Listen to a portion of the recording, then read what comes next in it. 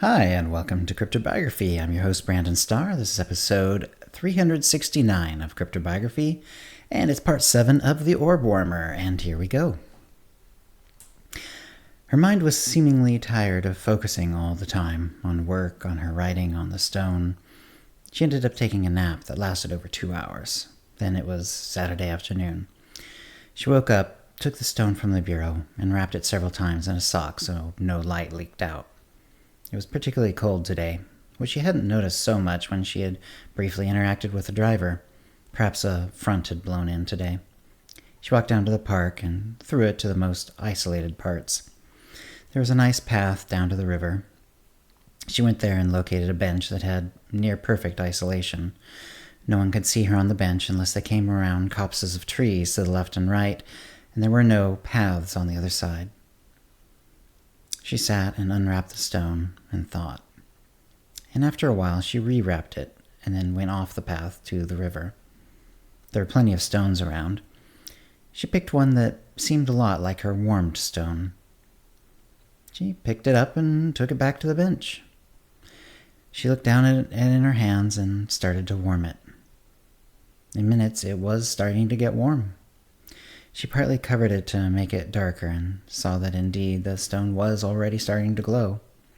She went back to the river and picked a third stone. This one too glowed after only a couple minutes of effort. So she could warm stones quite easily. She wondered what that meant. Back she went to the stream. This time she didn't pick up a round stone like the others, but a jagged one that had sharp edges. She took it back to the bench and tried warming it. It, too, soon glowed. Now she was just confused. What did this mean? She didn't want to take back 4 stones home, her pockets bulging, so she went back to the water, scooped out a hollow in the mixed dirt and rocks under the water, and after looking around, dropped the 3 stones she had warmed today into the hole. Then she covered it over. The stones would lose their energy eventually. With the original stones still hot in her pocket, she returned home. She didn't hear from Melissa for a few days. The stones stayed red hot, though Susan felt she could tell a slight dimming day by day.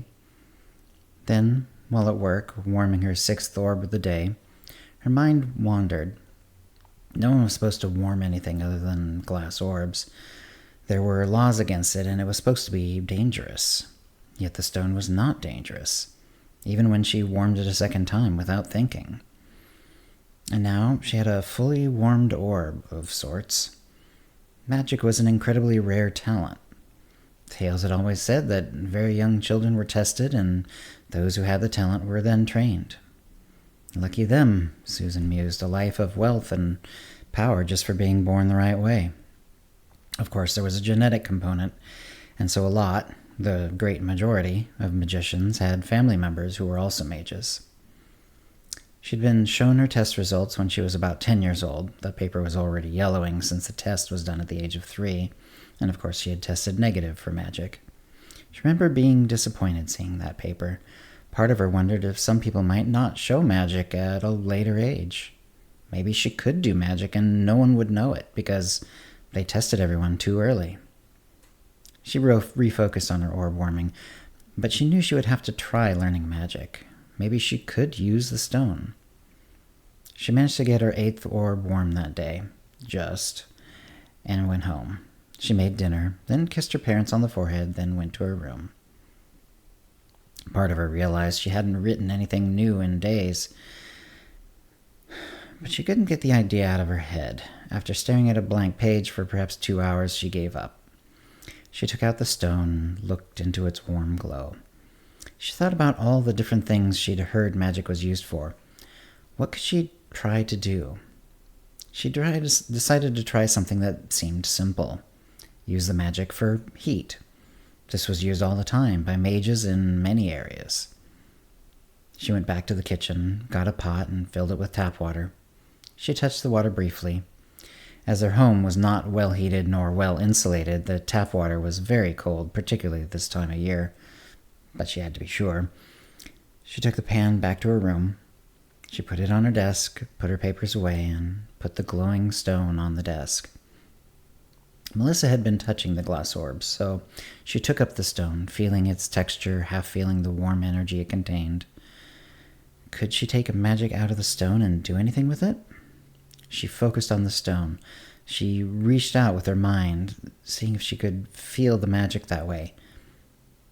She thought she could, but was she just fooling herself? She pulled the magic out, or at least she felt it. She then poured it into the water, willing it to heat up. She opened her eyes. There did seem to be some sort of clear wave of light falling into the water. However, she had broken her concentration and the flow stopped. She felt the water. It seemed to be less cold. Or had she just gotten used to it? She tried her other hand. It felt colder, but maybe that was just the shock of the change. She resolved to keep concentrating, now that she had seen flowing. She closed her eyes and pulled the energy out of the stone and willed it to heat the water.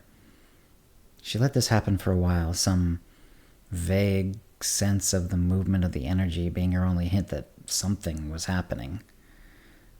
She was more sure this time, but she did open her eyes, trying to keep her focus.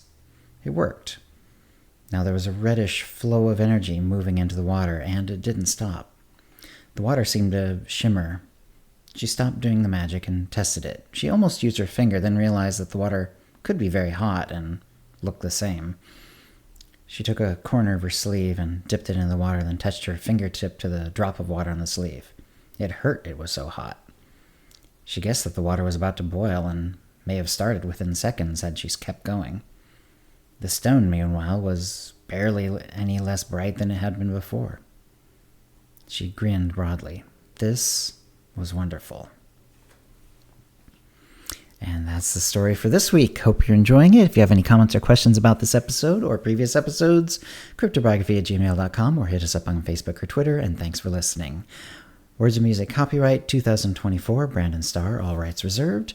Characters and events are fictional, fictionalized, or satirical.